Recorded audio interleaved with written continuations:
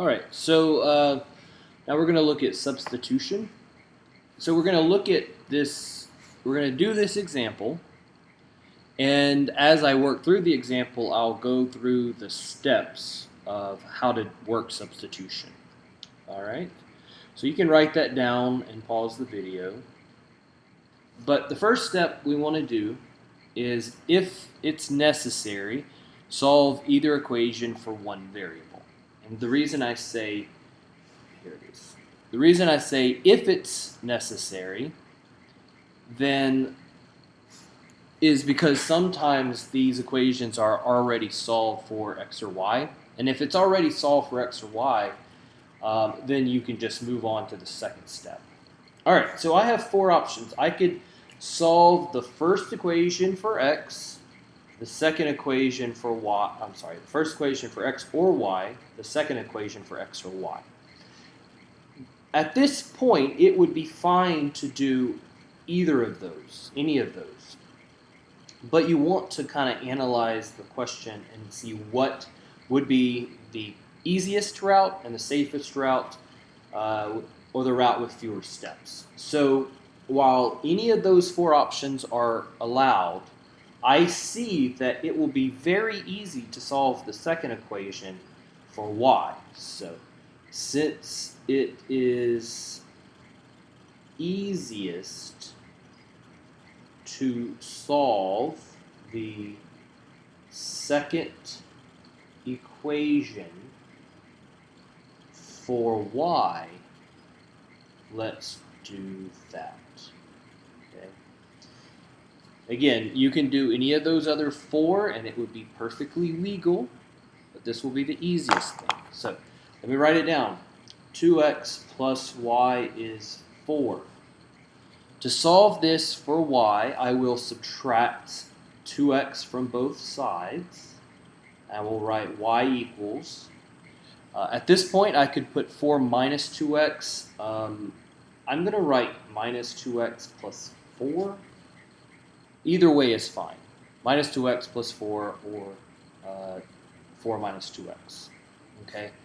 So let's look at what our next step is. At this point, we can substitute the equation from step 1, which is this one that's peeking around right here. Substitute this equation into the other equation, okay, to get an equation in one variable. So if I only substituted this back into itself, I would get something like 0 equals 0. So I'm going to substitute this into the other equation. This was the original I just worked with and solved for y. The other equation is into other equation. The other one in our case is the 4x plus 3y equals 10. Okay, I'm just plugging it into that. So,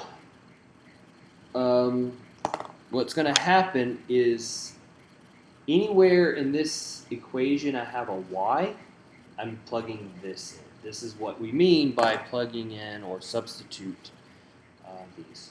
So 4x plus 3y is 10. I'm just rewriting it. Probably too many steps. 4x plus 3 times y, but y was minus 2x plus 4 equals 10. So I now have an equation with one variable. If you look, there's only x's. So we're going to solve this. Okay, and actually that is our third step. Solve the equation with one variable. So this brings us up to step 3.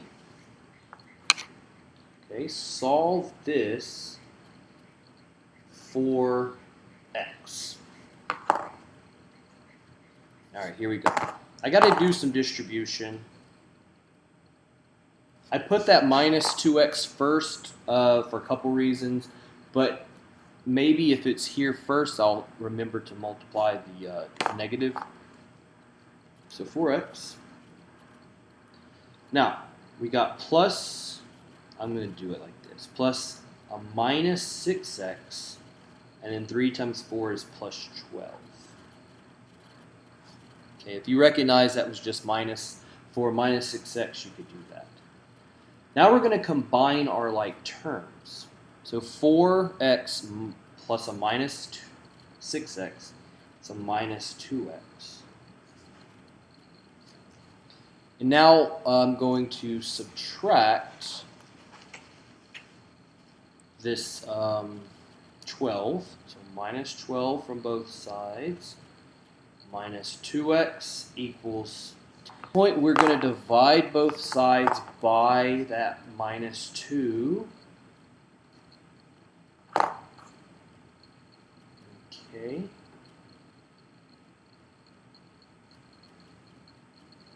And we will get x is equal to 1.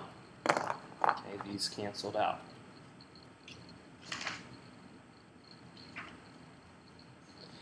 So in the previous video, we solved the same system of equations using graphing. So I already know what the final answer is. I do know that I got 1 for x, so I know I'm on the right path. All right, once you get that, go ahead and circle it, because that's most of the fun right there. All right, so let's continue. That was step 3. Step 4, back substitute that value we found in step 3. So that means I plug or substitute x is equal to 1,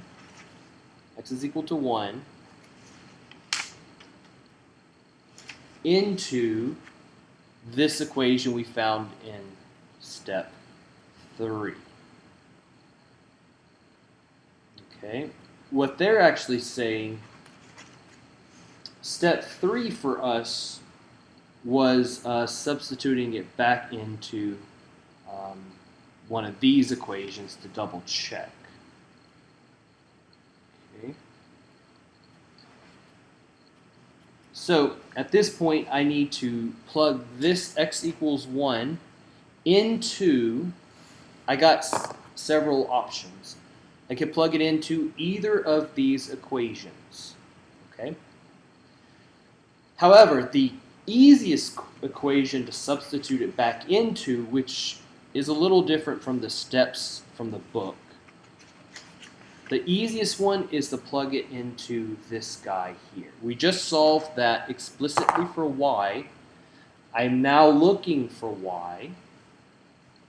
Okay, so I will just say to substitute x equals 1 into y equals minus 2x plus 4. So that's the one I'm going to plug it into. So y equals minus 2 times 1 plus 4. Y equals minus 2 plus 4. Y equals 2. Okay.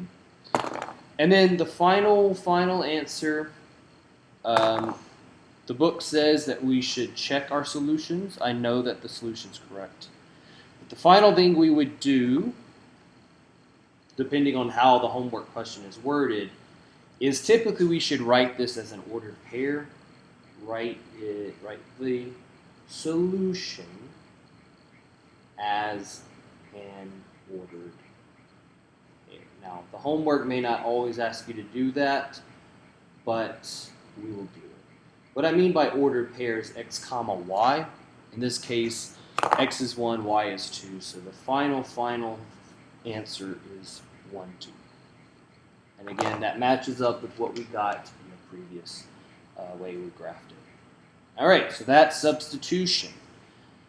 There's the answer. Here again are the steps. So you can pause that if you need to copy those. But now we're going to do the same question, or the same system, but we're going to use elimination, or the book calls it addition. So here's what we're going to do. So I'm going to rewrite the system right here, and as I kind of scroll down, I'll rewrite each step. So this is what we're going to solve. Solve 4x plus 3y equals 10, and 2x plus y is equal to 4 by addition or elimination. Most textbooks say elimination. This one says addition, so whatever. We'll just call it whatever we need to call it, but this is the second common way to solve these. All right, so the first step is, if necessary, make sure we're in this standard form, ax plus by equals c. We do that so that everything lines up, x, y number. In this case, it's done, so we move on. Okay, now this is where it gets kind of strange. It says, if necessary, multiply one equation or both by a non-zero number, and I'm going to include this, or numbers, because I may have to multiply one equation by something, a different equation by something else, so that the sum of the x and y coordinates, of the x coordinate or the y coordinates, will add to 0. What that will do is that will create an equation with only one variable, and I can solve for x or y. All right, so let's just jump into it, and you'll see what I mean. All right, so let me write these both down. 4x plus 3y equals 10. 2x plus y is 4. Okay. I could multiply. All right, so first I have to decide, do I want to get rid of the x's? Do I want to eliminate? That's why we call it elimination typically. Do I want to eliminate x, or do I want to eliminate y? Okay, I think I'm going to eliminate y, I think. It doesn't matter, but this y is sitting here by itself, so it's easy to eliminate. But I could also eliminate x. I could multiply something to this bottom equation to get rid of the x or the y. I could multiply by the top equation to get rid of x or y. The problem with that top equation is I would have to multiply by a fraction so that when I added, we canceled out. So since the numbers on the bottom are smaller, I'm going to use that. I'm going to multiply this equation by a negative 3. Okay, I'm multiplying the second equation by negative 3 so that the y's eliminate. That's another reason I like to use this and call it elimination. So this is my notation. It means I'm multiplying this entire equation by minus 3, and I'll show you what that actually looks like. So I will multiply this guy by a minus 3. In fact, I'll do minus 3 times 2x plus, I've got to multiply the y by minus 3. Minus 3 times y equals, I'll use my parentheses to be careful, minus 3 times 4. And as I do that, I'm just going to bring this guy all across. Okay, 4x plus 3y is equal to 10. Now, I'm showing extra steps. You could do this a lot quicker than this. So let's rewrite this. Okay, from here, that's, and I guess I'll just keep putting my little notation right there. So the first one is 4x plus 3y is 10. And then down here, this is a minus 6x minus 3y minus 12.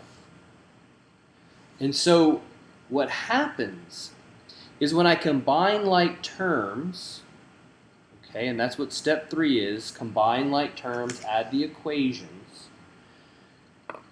Minus 4x minus 6x is minus 2x. 3y minus 3y is 0. That's what we want. We need one of those to add to be 0. And the reason why is I can solve exactly for one of the variables. Okay. Those cancel, we get x is 1. Again, I'm going to circle anything I get as an answer. All right. And then step 4, we just solved for the variable. We did that. And now step 5 says to back substitute the value from step 4. What that means is I can substitute this, x equals 1, into either equation. So I can substitute x equals 1 into either equation from the beginning. Okay, so you can see our equations. You choose whichever one you want. I would choose the easier one. Neither of these are really easier. Maybe the second equation. So I'm going to substitute it into the second equation. Substitute x equals 1 into the second equation. Okay, so I'm just going to rewrite it. 2x plus y is 4. And now I'm going to plug the x in. 2 times 1 plus y is 4. 2 times 1 is 2, plus y is 4. And now I subtract the 2 from both sides. All right, I get y equals 2. Again, when I get a value, I circle it. And then my ordered pair, because that's how we may have to write our final answer, is the point 1, 2. All right, so here's the secret. In my math lab, if it tells you to solve it by substitution or elimination, you may choose how you would like to solve it. They will, unless they give you kind of a first step, you can look at it, you can say, well, I think it was easier to solve this by substitution. And I think it was. And in some cases, which we'll look at in the homework, it is easier to do the addition or elimination way. So we just decide which way we want to do it, and that's how we solve it. You could check your answers by graphing if you have graph paper. Or if the homework has a graph, you can graph it and then check it with elimination or substitution. But yeah, that is what we need for the homework in this section.